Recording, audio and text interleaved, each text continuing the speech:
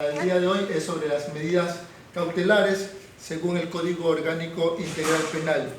Sean todos ustedes muy bienvenidos, disfruten de la clase y de la cátedra del doctor. El fin de la Administración de Justicia es darle la razón a quien la tiene y eso nos contribuye a ir generando un ambiente de paz. El Procurador de Justicia, pues, no es el único que tiene la misión para contribuir con este ambiente de paz en la sociedad. Lo tiene que ver el caso penal, que soy yo, el fiscal, lo tiene que ver el policía, que hace parte del policial, y lo tiene que ver el abogado en libre ejercicio. Hay una misión muy importante en los operadores de justicia y lo que tienen que hacer con la profesión, la práctica de valores. La práctica de valores que todos la vamos poniendo al trabajo nos va a determinar que cada uno vaya nuestras decisiones, nuestro ejercicio profesional se lo va desarrollando con solvencia, con responsabilidad, y eso nos va a ir ganando espacio dentro de la sociedad. Nosotros tratamos de cumplir nosotros en la misión del Consejo de la Judicatura de que los operadores y los abogados tengan una actitud idónea, una actitud correcta para el mejoramiento de la justicia en el país. Tenemos abogados que presentan peticiones a última hora, excusando a jueces, lejos de defender el debate jurídico, lejos de defender el debate idóneo, se vuelven medidas que hay que ir teniendo correctivos. Y también jueces, cuando nosotros decimos en la función judicial se pide a un abogado una audiencia, esta tiene que ser lo más pronto posible, si no, no estamos equiparando al IES, ¿cierto? Y eso no debe de ser la mística, ¿no es cierto? Debe de ser la solución lo más pronto posible y tener esa relación de cordialidad entre ustedes y nosotros los operadores de justicia. Nosotros los operadores de justicia debemos saber claramente que nuestro trabajo, nuestro puesto es circunstancial, es momentáneo. Nosotros mañana hay una evaluación, no la aprobamos y ya nos toca ir al lado de ustedes. Después de que la reunión es importante, la misión del Consejo de la Judicatura es correcta para poder tener estos conversatorios. No hay ningún problema en el transcurso de la exposición, las preguntas, para ir aclarando lo que nosotros hemos dicho, que a nivel de operadores de justicia en el área penal aquí en Machala, siempre tratamos de unificar criterios para que no haya una respuesta diferente entre un juez penal y otro juez penal dando el mismo lugar. Eso le genera inseguridad al ciudadano, inseguridad al abogado en libre ejercicio que tiene respuestas diferentes frente a un mismo tema. Y eso habría que, señor director, aprovechando que usted está aquí, generar este tipo de formación también entre los operadores de justicia, porque no puede haber respuestas diferentes ni en el cantón ni tampoco en otros cantones. Aquí en los conversatorios que hemos tenido, yo he tenido la oportunidad de tener tres conversatorios con los abogados de libre ejercicio, y dicen, pero si allá en tal cantón solucionan de otra manera. Entonces eso también es parte del deber del Consejo, ¿estamos de acuerdo? Ahora, el tema que se me ha planteado es las medidas cautelares en un proceso penal, pero hay colegas que me han dicho que fuera bueno discutir las reformas al Código Orgánico Integral Penal. En esa disyuntiva me he quedado. No sé qué tiempo tenemos de exposición, coordinador. Las medidas cautelares en un proceso penal tienen dos propósitos. Y se debate en los medios de comunicación también. En el proceso penal hay dos medidas, cautelares personales y cautelares reales. Personales contra la persona, reales contra los bienes. Entre las medidas cautelares personales, la más discutida, la de mayor debate, prisión preventiva. Prisión preventiva. Y los medios de comunicación quieren opinar. Algunos medios de comunicación quieren dar críticas a los jueces porque no dictan prisión preventiva. hablan, para no dar la prisión preventiva, el juez primero te escucha el planteamiento del fiscal. Ojo, el juez no puede empeorar la situación del reo.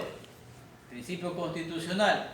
El juez puede mejorar la situación del reo, pero no puede empeorarla. Así que si el fiscal le pide medidas alternativas, después no dice, no, me voy con prisión. No, el juez tiene que dar medidas alternativas. Lo que el juez puede reaccionar, puede dar su opinión, no compartir con la prisión preventiva, pero no puede agravar en la situación del procesado. ¿No es cierto? Si el fiscal se queda en una flagrancia en indagación previa, el juez no puede obligarlo a que formule cargo. La facultad de acusar, de acuerdo a nuestra Constitución, artículo 195, la tiene el fiscal. ¿No es cierto?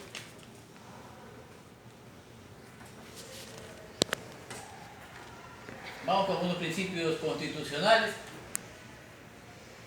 que tienen que ver con la libertad de los procesados. Constitución, artículo 77, ¿no es cierto? Asunto general. ¿Qué pasa si hay una apelación? ¿Puede o no un tribunal penal aumentarle la pena al procesado? O el indubio pro reo significa que no le podemos aumentar la pena al procesado. Sí puede. ¿No es cierto? Entonces ahí tenemos la Constitución, artículo 77, numeral 14. Al resolver la impugnación de una sanción, no se podrá empeorar la situación de la persona que recurre. No se podrá empeorar la situación de la persona que recurre, ¿cierto? Está inconforme el procesado, apela. Está inconforme la víctima, apela. Y dice el procesado, yo soy el que recurro, por lo tanto a mi juez no puedes empeorarme la situación jurídica, no puedes empeorarme la pena. Ahí se generaría una especie de conflicto. Ahí se generaría una especie de conflicto, indubio pro reo, no habría como empeorarla, ¿no es cierto? Buenas tardes. Tenemos que seguir analizando la normativa interna. ¿Qué respuesta nos da frente a eso el Código Orgánico Integral Penal? No se olviden que el artículo 5 del Código Orgánico Integral Penal desarrolla los principios rectores de un proceso penal. Y ahí se relaciona el artículo 77, número 14 de la Constitución. La lámina no se preocupe, yo la lámina se la mando a la compañera coordinadora y ella se le envía a sus correos. Así es el temático, ¿cierto? Sí. Algunos ya le envié su correo antes de venir por acá. Sí, gracias. Entonces, el artículo 5 del Código Orgánico Integral Penal, que habla de los principios rectores, el numeral 7, se relaciona a esta norma constitucional. ¿Qué nos dice? Provisión de empeorar la situación del procesado. Al resolver la impugnación de una sanción, no se puede empeorar la situación del procesado, dice el Código, cuando ésta sea la única recurrente. Solo cuando el procesado sea el único recurrente, no le podemos empeorar la situación. ¿En dónde se presentan los debates? En los delitos contra la vida, el delito de homicidio. ¿No es cierto?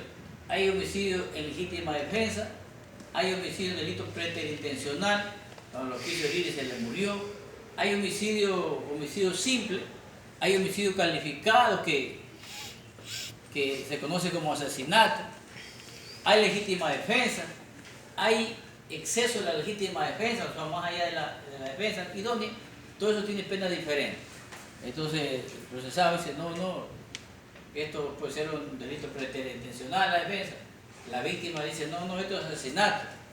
Y el tribunal lo sanciona como homicidio simple. Entonces, ahí, si los dos apelan, no hay ningún problema.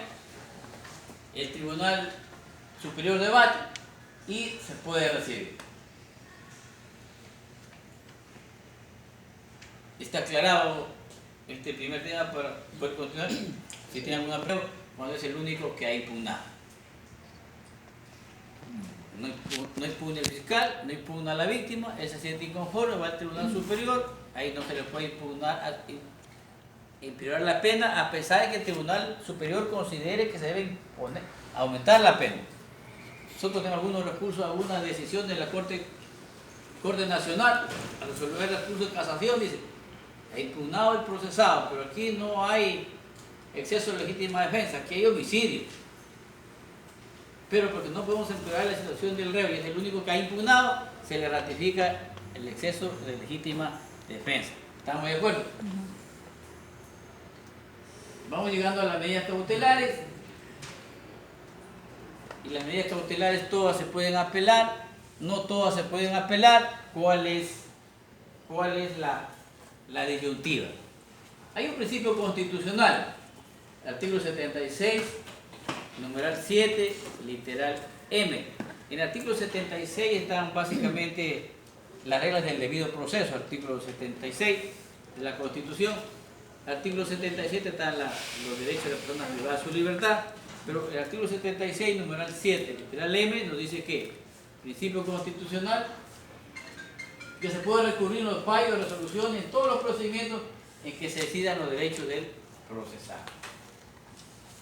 Pero esta norma constitucional tiene que ser modulada de alguna manera con la norma de menor valor, porque de lo contrario todos los casos subirían a la Corte Provincial y tendría infinidades de procesos interminables, porque todos queremos apelar, y entonces la Corte, el Código Orgánico Integral Penal determina las normas o los recursos que podemos apelar.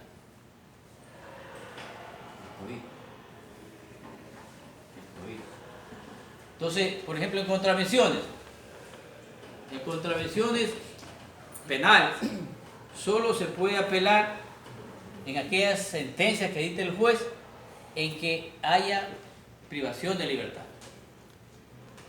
En las demás no se puede apelar. Hay tiempo, un poco engañar al cliente cuando diga que ya voy a apelar y que en la corte le ayudamos. No, solo se puede apelar en materia penal, en aquellas sentencias como aquellas contravenciones en que haya pena privativa de libertad. Lo más común en aquellos colegas jóvenes son las impugnaciones de tránsito. Las impugnaciones de tránsito y quieren apelar, ¿no? Le hacen una citación porque está mal estacionado, pérdida de puntos, y esas no son apelables. No se la atiende, se le queda sin lugar la impugnación, se confirma la boleta, la citación y simplemente el escrito de apelación. Y eso no es apelable. Solo son apelables resoluciones en contravenciones donde hay prisión preventiva. Bueno.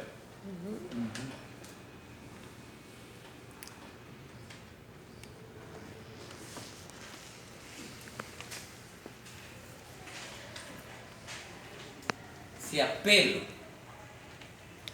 medidas cautelares, se suspende la medida o se ejecuta la medida.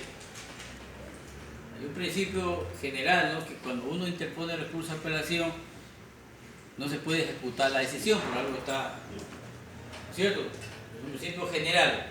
Yo impugno una decisión, no se puede ejecutar porque dependemos de la decisión del superior, si no rompe un poco el esquema de seguridad jurídica. ¿Estamos de acuerdo? Esa es. Pero hay casos en que la ley le da efecto suspensivo y hay casos que la ley no le da efecto suspensivo. ¿No es cierto? Suspende y en otros casos no suspende. Eso también está en el COGEC, habla de apelación con efecto suspensivo, apelación con efecto no suspensivo, inclusive hay apelaciones con efecto diferido. Pero lo que nos interesa es penal.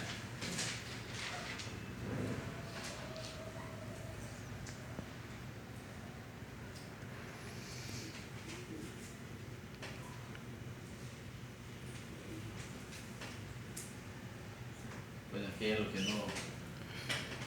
Para apelar hay 3 días. Por cierto, en materia penal corre todos los días, excepto para interponer recursos. Si yo quiero interponer recursos de apelación, 3 días hábiles.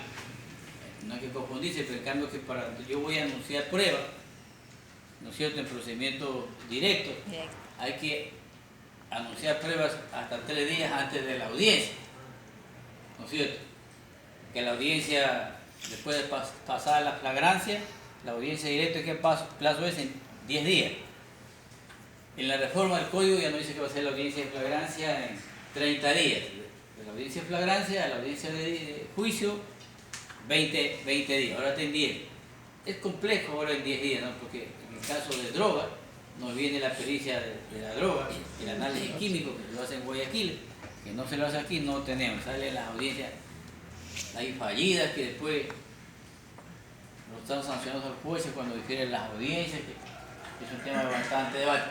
Pero la pregunta era, si yo no interpongo el recurso de apelación dentro de los 3 días, pero la casación me dice que la puedo interponer en el plazo, en el término de 5 días, quedo habilitado entonces para plantear la casación. Colega Jaramillo, usted que tiene algún tiempo de experiencia, ¿cuál sería su opinión? ¿Sí está clara la pregunta? Sí, ya. Tiene que agotarse el recurso horizontal, Sí. tiene que recurrir de la sentencia para poder casar. Dice, pero la pregunta es la siguiente que me hicieron. Dice, para apelar yo tengo 3 días. 3 días. Me descuido. Pucha. Pero la ley me dice que para casar tengo 5 días. Entonces perdí la opción de la apelación. ¿Me quedan esos 2 días para interponer el recurso de casación? Sí puede casar. Doctor, Se puede pasar aunque me hayas pegado. son 3 días que tienen Para que hacer apelar. imperativamente. Para 3 casar, días sí. para apelar. Ya, correcto. Si no lo hacen en ese término, para mí que ya que no tiene Ya la perdí la primera posibilidad de oportunidad. recurrir Apelar. el recurso de casación en términos Compañera, algo decía usted. para rescatarlo. Que si no apeló la sentencia no puede pasar a casación. Justamente casación es cuando ya está ejecutoriada la sentencia.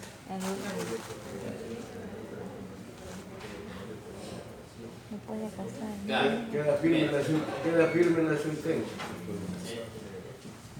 La casación tiene por objeto resolver las resoluciones de la Corte Provincial de Justicia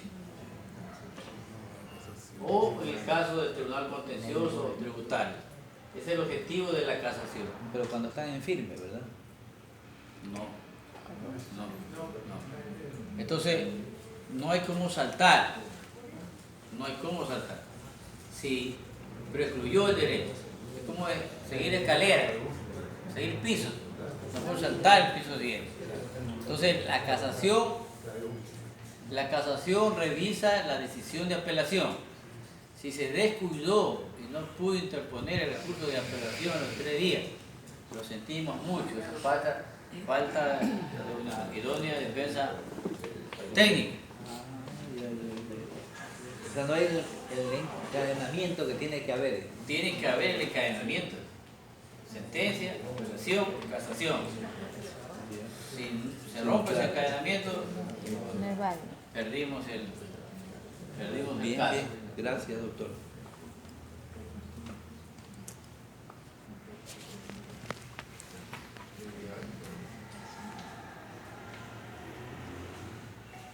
Tenemos una persona, le damos a esta prisión preventiva y nos resulta embarazada. ¿Qué hacemos con esa embarazada?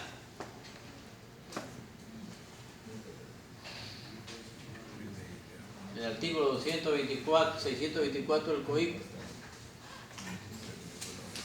Arresto domiciliario. No cita para el doctor. COIP, artículo 624. Es una norma imperativa, es obligatoria.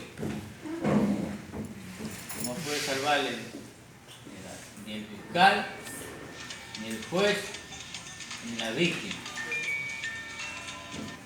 Ninguna mujer embarazada podrá ser privada de su libertad. No hay prisión. Ni podrá ser notificada con sentencia, sino 90 días después del parto. Puede estar que se escape. Ciencia, la señora está embarazada, no le puede dar prisión preventiva, tengo que darle otras medidas. Como arresto domiciliario. Arresto domiciliario.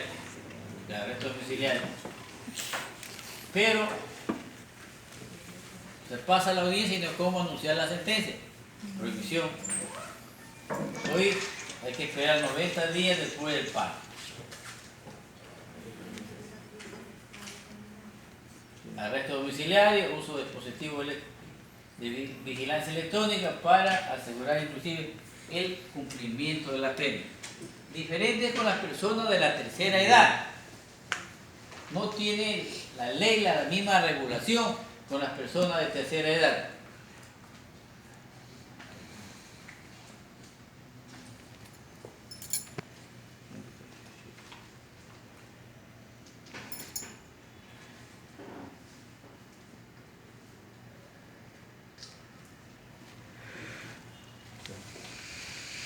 Miren, el 624 es imperativo, ¿no es cierto? No puede ser la persona embarazada, no puede ser privada de libertad.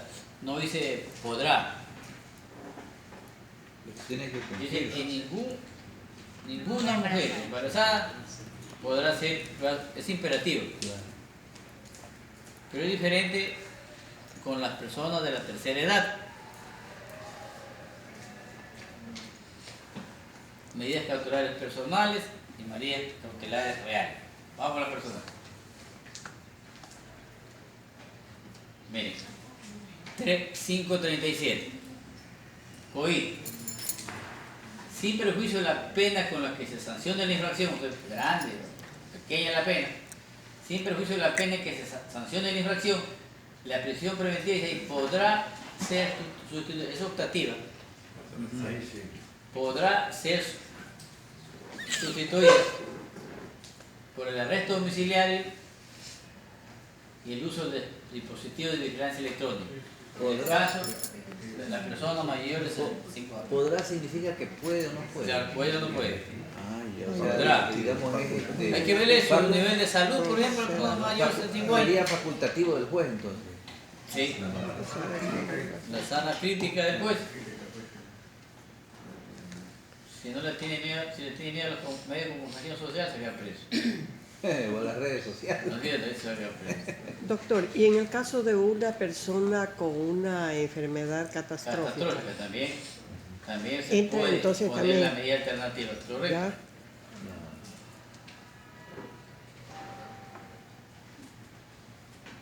Cuando las personas mujer embarazada, repito lo que estaba en el anterior, y cuando el hijo tenga enfermedades especiales, podrá ser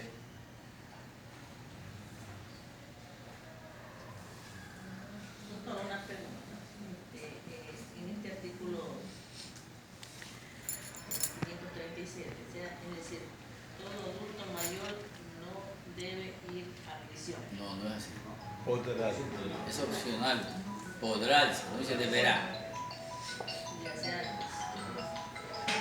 no hay casos en que se lo puede, dependiendo el delito. Yo tengo ahorita un señor de 71 años preso. Ese es un cuentero de la lotería que vende el número premiado. ¿No? Le va ahí, como lo ve medio viejito, la gente le da compasión y lo que le está robando. Y ya está preso. Tiene 71 años de edad. Le vamos a hacer un abreviado para que no nos saquen por Mario Pinto. ¿Haciendo? Y él no sacó a... No, podrá, dice. Ah, ya. Ya pidió el arresto domiciliario. Pero no le di. Pero depende No le del di. juez. Claro. Porque primero no es de aquí. Tiene que dar un arresto domiciliario donde me garantice la comparecencia al juicio. Claro. No, él no es de aquí, es de Guayaquil. ¿No es cierto? Tiene que cumplir. Tiene que cumplir un arraigo social que me garantice su comparecencia a juicio. Pero generalmente casi no están ellos detenidos. Normalmente no. Son excepciones. Pero esas medidas se las puede dar solamente en caso más de que la persona de la tercera edad solamente sufra de enfermedades. Sí, correcto, ahí sí. No una persona de la tercera edad que esté buena y sana, igual con Claro, ahí de tercera edad, más alguna enfermedad, A la Pero que lo demuestre con algún documentos, claro. Actualizado. Con un certificado público, porque privado está ahí No medio. sirve. Pero la ley que dice, Qué mentira. El juez tiene que garantizar los derechos de la víctima y del Estado. La sana crítica tiene que aplicar.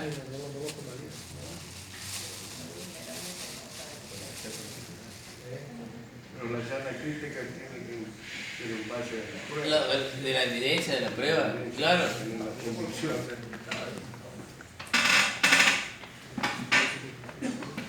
Yo tuve un caso de un profesor que me encontraron en un hotel con una alumna. Estaba en la flagrancia y había bastante gente en la calle, mejor. Y un secretario anda a ver esa multitud que está ahí, a favor del profesor, en contra del profesor. Dice, pues, si lo quieren linchar al profesor. Así que salvemos de la vida y dejémosle presos. Como objeto turístico, está nomás por ahí. No, prisión. Prisión, porque la ley se puede podrá. Si no dice que está enfermo, después a lo mejor se justifica, se presenta la documentación respectiva y se le puede sustituir. Porque la flagrancia es rápida y a veces no hay tiempo para la documentación respectiva.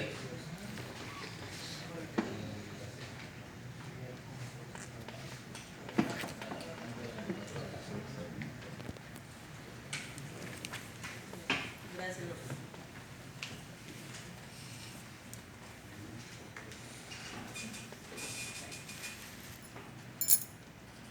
Doctor, quisiera que regresara un momentito porque parece que hay una interpretación extensiva de la disposición legal. Cuando hablamos del artículo 537, casos especiales, dice la ley claramente, sin perjuicio de la pena con la que se sancione la infracción, la prisión preventiva podrá ser sustituida por el arresto domiciliario y el uso del dispositivo de vigilancia electrónica en los siguientes casos. Y numeral 2 no está I-O, ni tampoco dice podrá. Cuando hablamos del numeral 1 es potestativo del juez, pero el numeral 2 no es potestativo porque dice cuando la persona procesada sea mayor de 65 años de edad. Que entonces significa que en esta parte se está haciendo una aplicación regresiva de la norma constitucional. Es decir, violentando lo que establece el artículo 11 y además violentando lo que establece la misma ley. Porque cuando hablamos del numeral 1 dice,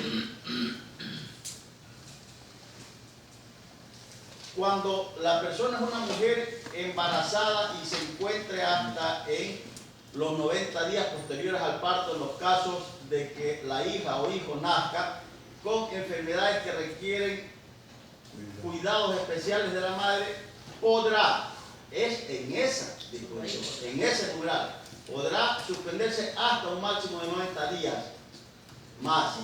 2, no dice podrá, cuando la persona, es el caso del inciso del numeral. Pues es cuestión de interpretación. No, doctor, es cuestión de interpretación suya y de interpretación mía. Para mí, el primer inciso me da direcciones para los dos. Ese es para los tres, pues. El primer inciso general es para los tres. El primer inciso general. La ley no permite la interpretación regresiva. No sé para usted qué es agresivo, pero... Claro, porque es lo que más favorece a la persona procesada. Y aquí está el podrá. Ahí la favorabilidad. Doctor, disculpe una pregunta. Doctor, disculpe una pregunta. En estas dos normas, miren. Verán. Mire, el 434, el C24, dice, en ningún caso la mujer embarazada deberá ser detenida. En ningún caso. El 537 me dice podrá. Entonces ahí sí yo veo entre las dos cosas cuál debo aplicar. La que más favorece al reo. Lógico, pero se trata de mujer embarazada. Correcto. Hay dos regulaciones en la mujer. En ningún caso podrá.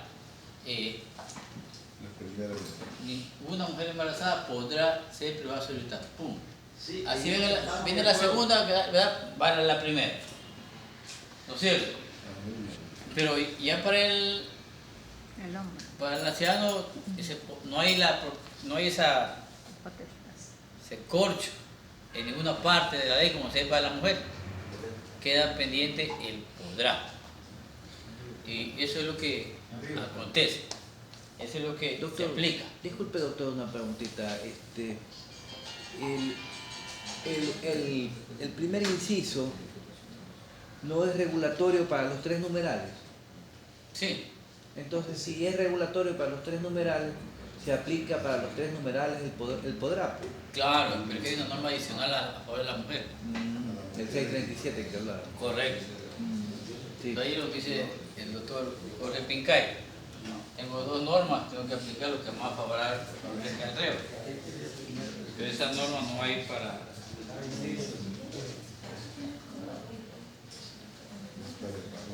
Usted no se olvide que, compañero, usted no se olvide que la delincuencia organizada busca a estas personas un poco de atención prioritaria para usarlas.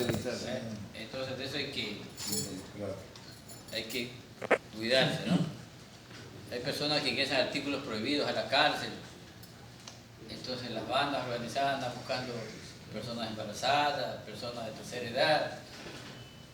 Entonces no se puede sancionar. Ese